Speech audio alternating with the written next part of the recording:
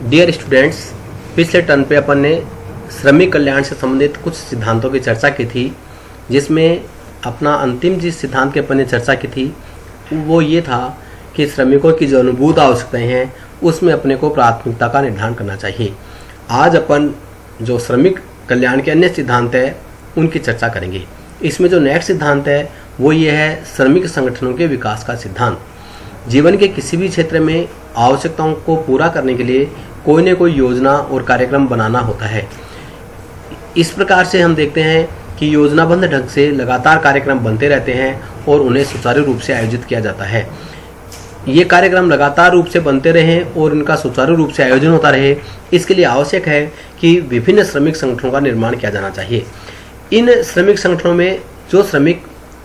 अलग अलग प्रकार की जो रुचियों वाले श्रमिक होते हैं उनको अलग अलग प्रकार के जो संगठन है उनमें उनको प्रतिनिधित्व दिया जाना चाहिए, उनको उसमें रखा जाना चाहिए एवं इन जो प्रतिनिधियों का जो चयन है वो जहाँ तक संभव हो सके वो सर्वसम्मति के आधार पर किया जाना चाहिए। किंतु अगर लगता है कि यहाँ पर सर्वसम्मति या मतैक्य नहीं हो पाएगा, वहाँ पर इनका संख्यक बहुमत के आधार पर भी किया जा सकता है। इस संगठन के अंतर्गत श्रमिकों, उद्योग से प्रत्यक्ष रूप से संबंधित सरकारी विभागों एवं लोक उपकारी एवं एनजीओ के संगठन है उनके प्रतिनिधियों को भी शामिल किया जाना चाहिए। अर्थात ये जो कहने का तात्पर्य ये है कि जो श्रमिक संगठन है उनको बनाते समय भी हमें केवल श्रमिकों को प्रतिनिधित्व नहीं देकर के जो एनजीओज हैं, जो अन्य लोकोपयोगी संस्थाएं हैं, जो श्रमिकों के प्रतिनिधि हैं एवं अन्य जो व्यक्ति इसमें अपने सहयोगी हो सकते हैं, इन सबको हमें प्रतिनिधित्व देना चाहिए ताकि ये अच्छे से कार्य कर सके, इनका जो निष्पादन है वो श्रेष्ठ तरीके से हो सके और संगठन का विकास भी आगे चलता रहे। इसके बाद में जो अपन एक नेक्स्ट सिद्धांत की चर्चा करेंगे वो है श्रमिकों के सक्रिय सम्मेलन का सिद्धांत। हम कई बार ये देखते हैं कि जब श्रमिकों का कोई मीटिंग आयोजित की जाती है, जब उनका कोई सम्मेलन आयोजित किया जाता है तो ज़्यादातर जो श्रमिक हैं वे उसमें भाग नहीं लेते हैं, जबकि श्रमिकों के हितों के संरक्षण और संवर्धन करने के लिए आयोजित किए जाने वाले श्रम कल्याण कार्यक्रमों में श्रमिकों के उपस्थित होने पर उनमें उन संगठनों के प्रति अपनत्व और लगाव की भावना होती है। अगर वे उसमें सक्रिय रूप से भाग लेंगे तो उनको श्रमिकों की जो हितों की जानकारी मिलेगी, उनका उससे अटैचमेंट बढ़ेगा एवं उसमें वो अपने आप को शामिल करने में गर्व की महसूस करेंगे। इसलिए श्रमिकों के लिए कार्य करने के बजाय श्रमिकों के साथ कार्य करना चाहिए। अर्थात कोई व्यक्ति श्रमिकों के लिए तो काम करता है किंतु वो श्रमिकों को साथ नहीं लेता है। तो आवश्यक है कि जो नेता है वो भी केवल श्रमिकों के लिए काम नहीं करे बल्कि विद द श्रमिक करे, नॉट फॉर द लेबर काम करे। इसलिए आवश्यक है कि जो श्रम कल्याण के लिए नीति निर्धारण करते समय, कार्यक्रमों के आयोजन के समय और मूल्यांकन के समय प्रत्येक स्तर पर हमें देखना चाहिए कि उसमें श्रमिक क्या निर्णय ले सकते हैं, उनके लिए कौन कौन से तरीके हैं, उनको कौन कौन से तरीके से हम उसको मोटिवेट कर सकते हैं और ये सारे उनको तय किए जाने चाहिए। इसके बाद में जो इसका नेक्स्ट सिद्धांत है वो है प्रभावपूर्ण कार्यक्रम के निर्माण का सिद्धांत। जो हम श्रमिकों की प्राथमिकता के आधार पर जो उनकी अनुभूत आवश्यकताएं थी उसके लिए जो विभिन्न कार्यक्रम अपन आयोजित करते हैं वे कार्यक्रम प्रभावपूर्ण होने चाहिए, वे इफेक्टिव होने चाहिए, वे श्रमिकों की व्यक्त, श्रमिकों के द्वारा बताई गई उनकी अल्पकालीन, दीर्घकालीन अभिरुचियों की संतुष्टि में सहायक होने चाहिए, उनकी आर्थिक, मानसिक, सामाजिक, मनोवैज्ञानिक जो आवश्यकताएं हैं उनको संतुष्ट करने वाले होने चाहिए। कुछ कार्यक्रम ऐसे होने चाहिए जिनके परिणाम प्रत्यक्ष रूप से इनके आयोजन के साथ ही दिखाई देने लग जाए और कुछ कार्यक्रम ऐसे भी आयोजित किए जा सकते हैं जिनके परिणाम धीरे धीरे दीर्घकालीन योजनाओं का अनुसरण करते हुए लंबे समय तक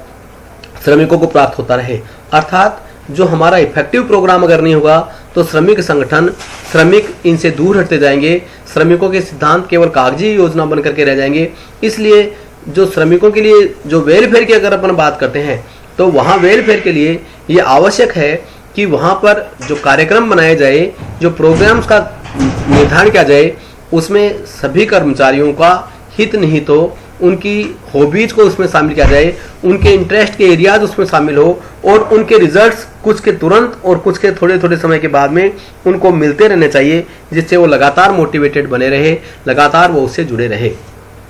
इसके बाद में अगर अपन देखते हैं तो श्रमिकों का एक सिद्धांत है, वो है सामुदायिक संसाधनों के अधिकतम सदुपयोग का सिद्धांत, maximum utilization of the resources of the society, of the group, of the community. अर्थात कहने का तात्पर्य यह है कि श्रम कल्याण के लिए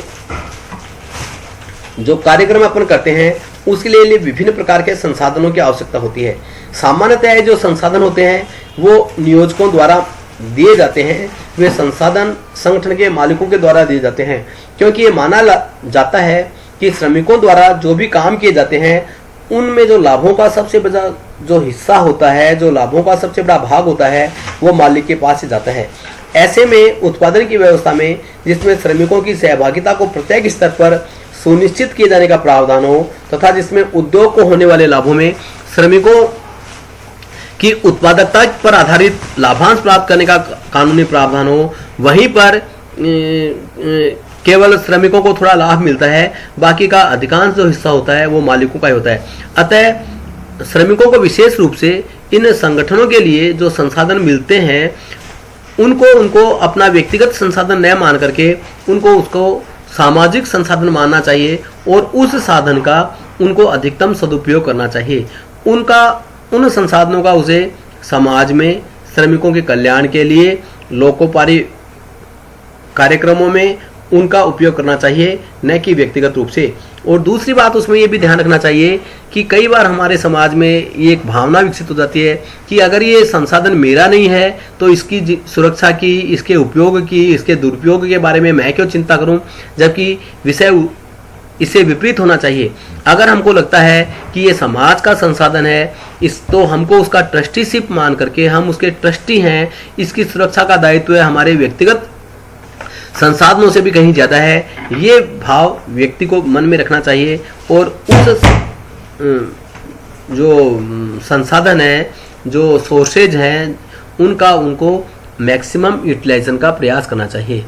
इसके बाद में अपन जो कह सकते हैं, जो इसके अंतिम सिद्धांत के रूप में अपन कह सकते हैं, वो ये कह सकते हैं कि श्रमिकों के मार्गदर्शन हेतु एक्सपर्ट्स की सहायता की उपलब्धि का सिद्धांत। जो श्रमिक होते हैं हम उनसे इस बात की अपेक्षा नहीं कर सकते कि वे जो प्राथमिकता के आधार पर उनकी जो आवश्यकताओं की पूर्ति से संबंधित अपन ने जो कार्यक्रम तय किए गए हैं उसके सभी तकनीकी, गैर तकनीकी क्षेत्रों की, विषयों की उनको जानकारी हो। इसलिए इसी प्रकार से जो श्रम कल्याण के संगठन में सम्मिलित मालिक, उद्योग, सरकार के विभिन्न प्रतिनिधि, स्वयंसेवी संगठन, इनसे भी इस बात की पूरी उम्मीद नहीं की जा सकती कि वे भी आवश्यकताओं की पूर्ति के लिए बनाए जाने वाले कार्यक्रमों के सभी पहलुओं के बारे में एक्सपर्ट हो, उनकी जानकारी रखते हो। कहने का तात्पर्य है कि हम जो कार्यक्रम बनाते हैं उन कार्यक्रमों में से कौन सा उसका तकनीकी पहलू है, उसे किस प्रकार श्रमिकों की सहायता होगी, उससे किस प्रकार श्रमिकों का कल्याण होगा, इन सारी बातों की जो पूरी जानकारी है वो न श्रमिकों को मिल पाती है, न जो श्रमिक संगठन होते हैं उनको होती है, न जो हम एनजीओ के प्रतिनिधियों को शामिल करते हैं उनको होती है। इसलिए श्रमिकों के मार्गदर्शन के लिए, उनकी गाइडेंस के लिए वहां पर हम कोई एक एक्सपर्ट का अपॉइंटमेंट करें, हम किसी काउंसलर का अपॉइंटमेंट करें जो श्रमिकों को उनसे संबंधित समस्त कार्यक्रमों के बारे में अवगत करा सके, उनकी सहायता कर सके, उनको परामर्श दे सके, उनकी कोई जो डाउट है, कोई शंकाएं हैं, कुछ क्वेरीज है, उनको वो संसाधन कर सके, उनकी कोई तकनीकी अगर आवश्यकता है तो वह उनमें उनको एक्सपर्ट कर सकते। अर्थात कहने का तात्पर्य है कि किसी भी कार्यक्रम के निर्माण से लेकर के उसके निष्पादन तक, उसके आयोजन तक विभिन्न प्रकार के जो संशय एक श्रमिक के या एक आयोजकों के या उसमें जो एनजीओ के प्रतिनिधियों के मन में जो पैदा होते हैं उनको किस प्रकार से दूर किया जा सकता है, इस बात के लिए हमें इस बात का ध्यान देना चाहिए कि वहां पर हम किसी एक्सपर्ट का अपॉइंटमेंट करें एवं उस एक्सपर्ट के माध्यम से उन सारी समस्याओं का समाधान करते हुए हम उनको बताएं। और फिर हम कह सकते हैं कि कंटिन्यूअस इवैल्यूएशन और करेक्शन का सिद्धांत। जब हमने किसी भी कोई श्रमिक कल्याण से संबंधित कार्यक्रम बनाया तो उस कार्यक्रम का फिर हमको उसका मूल्यांकन करना चाहिए, उसकी प्रोग्रेस को देखना चाहिए और कार्यक्रम करने के दौरान हमें कौन कौन सी कठिनाइयाँ आई, कौन कौन सी परेशानियाँ हुई, वो किस कारणों से हुई, उन कारणों का पता लगाना चाहिए, फिर उसमें आवश्यक संशोधन करने चाहिए और फिर उसको नए सिरे से फिर उसको लागू करने का प्रयास करना चाहिए। अर्थात हमारे यहाँ पर श्रमिक कल्याण के संबंध में ये नहीं हुआ कि हमने एक बार कोई प्रोग्राम बना लिया, फिर हम उसमें अमेंडमेंट नहीं करें, हम उसमें करेक्शंस नहीं करें। अर्थात हमारा कार्यक्रम फ्लेक्सिबल होना चाहिए, हमारे प्रिंसिपल्स लचीले होने चाहिए, जिनमें निरंतर मूल्यांकन की और संशोधन की गुंजाइश बनी हुई होनी चाहिए। जब भी हमें आवश्यकता लगे, जब भी हमें ऐसा लगे कि अब हमको इसमें कोई परिवर्तन करना है, कोई संशोधन करना है, इस संशोधन की नितांत आवश्यकता है, तो समग्र पक्षकारों को बैठा करके उनके साथ विचार विमर्श करके अपनी कठिनाइयाँ, अपनी बाधाएं, इनको स्पष्ट करके और उस कार्यक्रम को संपन्न करने का प्रयास करना चाहिए। इस प्रकार से हम कह सकते हैं कि अगर अपन उपरोक्त सिद्धांतों के आधार पर श्रमिक कल्याण करना चाहते हैं तो इन सिद्धांतों की अनुपालना करके, इन सिद्धांतों को उपक्रम में लागू करके, इन सिद्धांतों को इम्प्लीमेंट करके और हम श्रमिकों का बेहतर कल्याण कर सकते हैं, जिसमें कम समय, कम संसाधन, कम लागत होने के बावजूद भी इनके परिणाम श्रेष्ठ हो सकते हैं। इन सिद्धांतों के अभाव में एक उपक्रम का संसाधन ज़्यादा हो सकते हैं, उसका समय ज़्यादा लग सकता है, उसका धन का अपव्यय हो सकता है, तो भी उसका जो श्रमिक कल्याण है वो बेहतर तरीके से नहीं हो सकता है। अतः आज की तारीख में आवश्यकता इस बात की है कि हम इन सिद्धांतों को श्रमिक संगठनों के साथ साथ नियोजकों को, अन्य पक्षकारों को समझाएं, बताएं और इनको उपक्रमों में लागू कराएं, जिससे श्रमिक कल्याण वो तीव्र गति से हो सके और हमारा देश श्रमिक समस्याओं से जो ग्रसित है उनसे थोड़ा मुक्त हो सके, उनसे निजात पा सके। Thanks to all member.